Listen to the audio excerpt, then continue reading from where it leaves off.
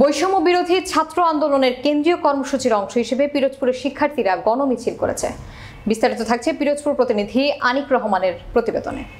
শুক্রবার সকাল 11টায় পিরোজপুর শহরের সিও অফিস চত্বর থেকে এই গণমিছিল শুরু হয়ে শহরের পুরাতন বাস স্ট্যান্ড এলাকায় গিয়ে শেষ হয়। পরে পুরাতন বাস স্ট্যান্ডে গণমিছিল শেষে শিক্ষার্থীরা সেখানে বৈষম্য বিরোধী ছাত্রদের 9 দফা দাবি আদায়ের জন্য বক্তব্য রাখেন।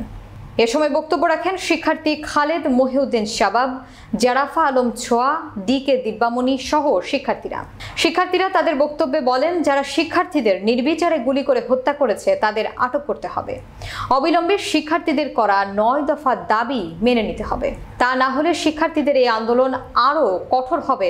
আর যদি পুলিশ বা অন্য কেউ তাদের আন্দোলনে বাধা দিতে আসে তাহলে শিক্ষার্থী সমাজ তা প্রতিহত করবে।